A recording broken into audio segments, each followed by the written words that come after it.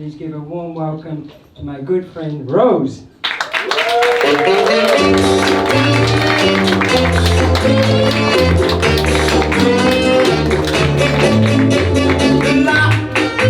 mezzaluna splende in cielo, romantica.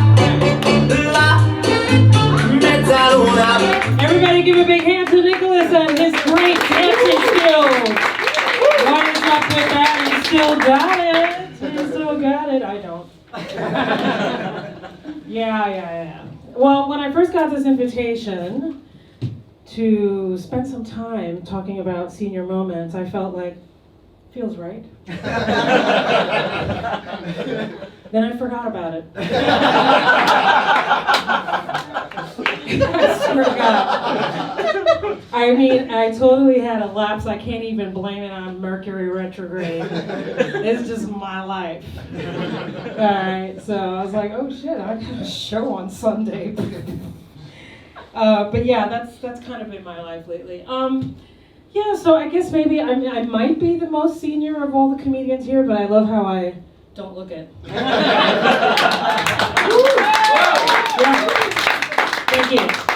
Thank you. Any guess as to how old I might be? Very young. You're going to be 55, he was 53. So. We have some smart people in here. Can't fuck with that.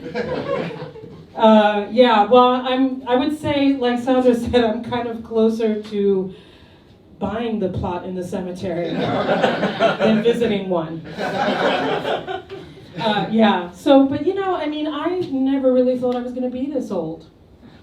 I mean, I'm sure most of you who are of a certain age didn't think that it would be like this.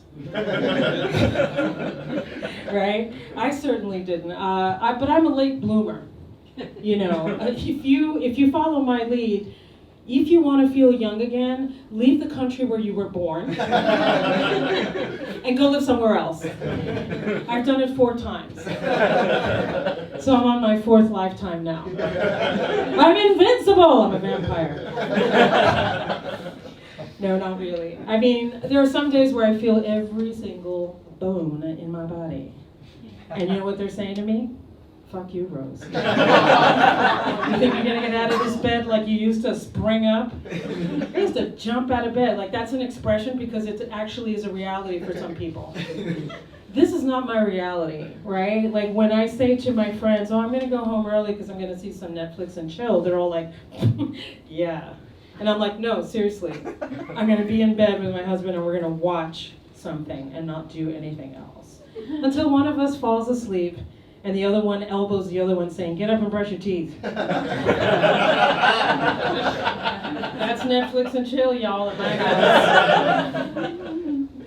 house. But yeah, at our age, we have to take care of our teeth, y'all. Right? It's the only thing we got left.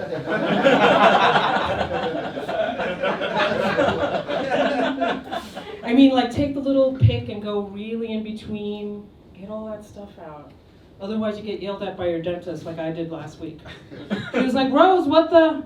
I said, I know, I just don't have time to go with the little pick in between my teeth.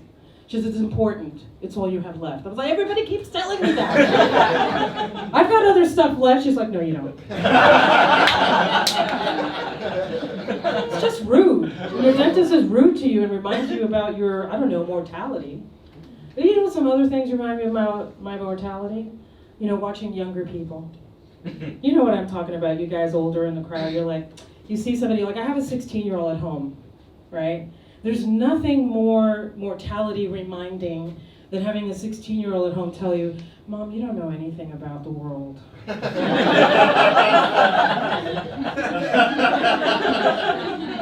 Oh, really? Have you been listening to NPR 1? Do you know what the situation is in Turkey with this freaking election? No, she's in her own little la-la land. But I mean, I have to congratulate her for actually having the balls, literally the balls, to tell me that. Because also, not only do I do stand-up comedy, but I'm also a professor at school. You know, so she always says to her friends, my mom is really smart. She knows what she's talking about many subjects. But then at home, I don't know what's going on in the world. She's like, do you know that they repealed the abortion law in the United States of America? And I'm like,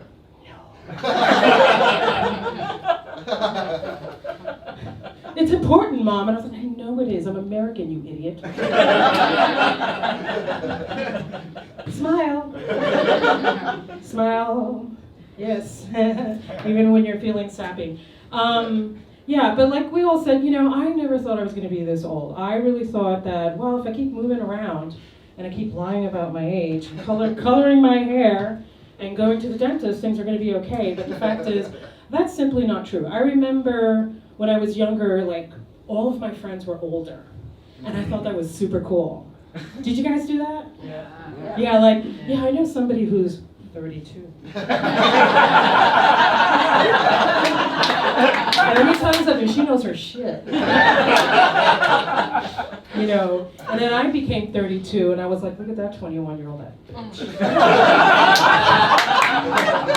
So now I know what everybody was thinking about me.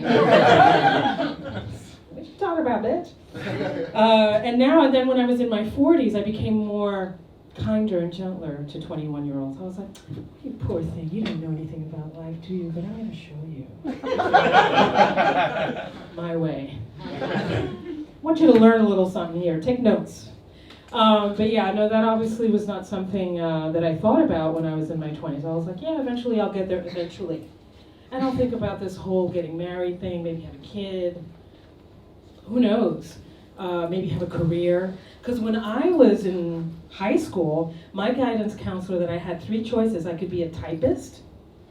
Yeah. I was like, what's that? You know, like the machine with the keys. Like in the movies? In the black and white movies? She's like, yeah, that. I was like, okay, what else can I do? She's like, well, what do you feel like doing? I said, well, I kind of feel like I want to maybe travel the world. And she was like, oh, you want to be a stewardess? Because that's what we called it back then, a stewardess. It's a flight attendant today. And when I told my father that, he marched into school with his 3-piece suit. You know, Dominican Latin man paying for a private school that he could barely afford. He was like, you told my daughter she's going to be a waitress in the sky. What's the matter with you? What's the matter with you? She's not going to be a waitress in the sky. She's going to go to school. I said, sir, are you ready to pay for that? But no, exactly. I need to have the application for the financial aid. That's what you call it, yes? I said, Daddy, just go home. But yeah, we had a very big early confrontation about like, what could I be? Because I was a child of the 70s. And you know what was happening in the 70s, y'all, with the gray hair. Right? I see you out there somewhere. Women's lib, you know, the women's movement, right? Gloria Steinem and Ms. Magazine, what up, right? Yeah, the only thing with that movement is that in order to have a successful women's movement, you had to have a successful men's movement, right? They told me that I could be anything I wanted. I could have a job, whatever job I wanted. I could get married. I could have kids. I could go out and earn the money and then come back and fry it up in a pan. Remember that Charlie commercial? Yeah. But yeah, no, that's not true. It only works when the man is also moving his ass in your house too. Right? And getting, you know, equal job, equal pay. Well, equal work at home, equal pay in bed. Just saying. You want that blowjob? You gotta earn it. Let's keep happy. All right, honey, jump in bed. Because you can still jump, I can't. Yes, of course I married a younger man. What the fuck?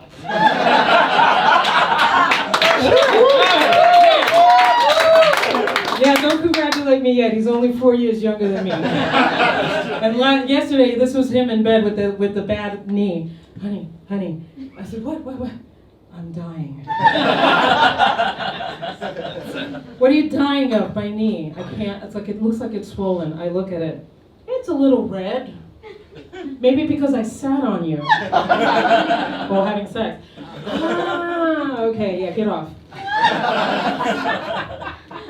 So yeah, I mean, but yeah, obviously, like we've mentioned before, sometimes sex becomes very infrequent, but it's interesting because, you know, it's so infrequent that when you have it, you remember it. Right? I mean, most of the time, you know, I'm so tired, we're so tired collectively from our lives, working, gigging, he's a musician, doing this, doing that, running around. Did I mention the 16-year-old? She takes a lot of attention. And this and that and that, and then you finally get home and you're like, he's like, 5 minutes? I was like, if we lie side to side. He's like, I'm in. Yeah, it's true. I mean, missionary position is a little bit overrated. It involves doing push-ups for them. And for me, it's a weight-bearing exercise. Yeah. Oh, me! I don't have to go to the gym anymore. I just have to try to have sex. That's enough for me. But I mean, I met my husband very late in life. Did I mention I was a late bloomer? Yes. Yeah, girls, I want to tell you there is hope. If this here woman met her husband at 51. Oh, yeah. Yeah, I met him when I was 51. I met him on Tinder. Yeah. It was cool, right? It was cool. Yeah, no. Yeah, I mean, I met him by mistake. Literally, I was on Tinder for a year, and it was like a job. Right? I actually was one of those stupid people that said, I'm looking for a relationship on Tinder in France. I literally convinced myself, I will find my dream man on Tinder.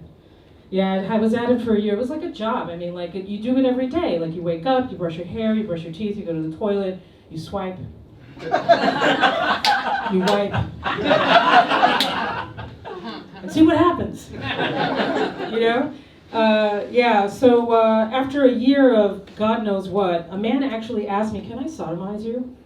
I was like, please? I didn't know what was the appropriate answer. I mean, we're in Paris, you know, and I was like, and I called my girlfriend, I was like, do you say yes to this? She's like, no, don't say yes to that. But he's a fireman. Don't say yes to that. Of course, it was a fake Tinder profile. He wasn't really a fireman. He wasn't really 28 and hot for ladies. Because I'm not a girl anymore. I'm a lady, right? So she was like, no, stop that nonsense. I said, you know, you're right. I'm going to take a break. How do you take a break from Tinder when it becomes like a habit, like brushing your teeth? Apparently it turned out to be really easy. You just go out and find people in bars. Just avoid that whole electronic thing. No, but seriously, I took a serious break. I was as holy as a monk, but I drank like a monk. And a girlfriend of mine found my phone. One day she came over for dinner and she was flipping around and she was like, I'm kind of bored, I'm going to do Tinder for you. And I'm like, no. Don't wake up the beast. She's like, it'll be fun. You don't have to call anybody back. You don't have to message anybody back. And there was my husband, 22 in the line. You know, I was delete. Oh, that looks interesting. Delete. And there he was, the last one. I was like, you know, he's kind of cute. I like it. And he's French. Never thought I'd be with a French guy. Living in France for 8 years, never thought I'd be with a French guy. Yes, by the grace of God, here we are. Yes, he sent me a message saying, bonjour. Yes. And now, you know, our whole thing is he wants to be American and I want to be French. Isn't that great? Yeah, I was like, don't you want to be American? You want to be double taxed? No. Because that's what seniors think about. I think about my money. How I'm going to spend it. How much am I going to have when I stop this thing called work? You know, y'all young people, you have like the whole world in front of you. You're like, I gotta work forever. But the fact is, no, you don't work forever because shit gets hard. People don't want to hire you because they, even though you don't look your age, they see your CV and you're like, oh, vous êtes un peu âgé. I was like, yes, I'm a little bit âgé. Can you do it? I'm like, I've only been doing it for 30 years. What do you think? So yeah, I spend most of my time justifying the fact that I finally have enough experience to do my job, but in France I'm too old to do my job. Right? You hear me, people? Y'all, my seniors, where are my seniors at? You know who you are. So yeah, I was actually thinking of maybe retiring early, except I don't have enough money.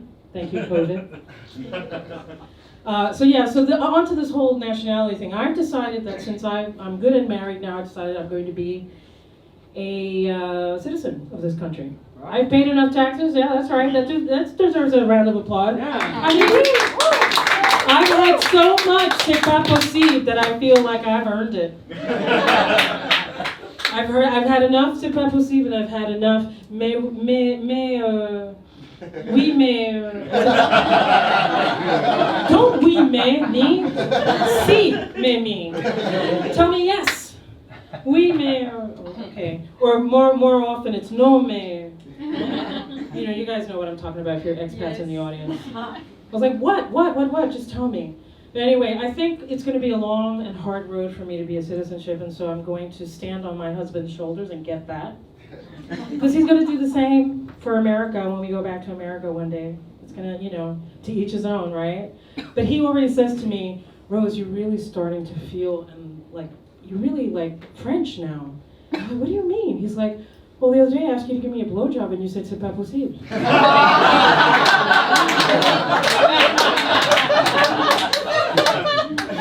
If you got it, use it or lose it. All right, guys, listen, that's my time. Welcome to Seed Your Moments. I want to come back to the stage with Nicholas.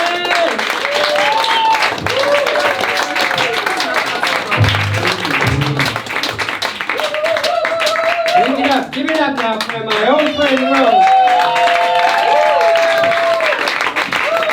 My old friend who's now your old friend too.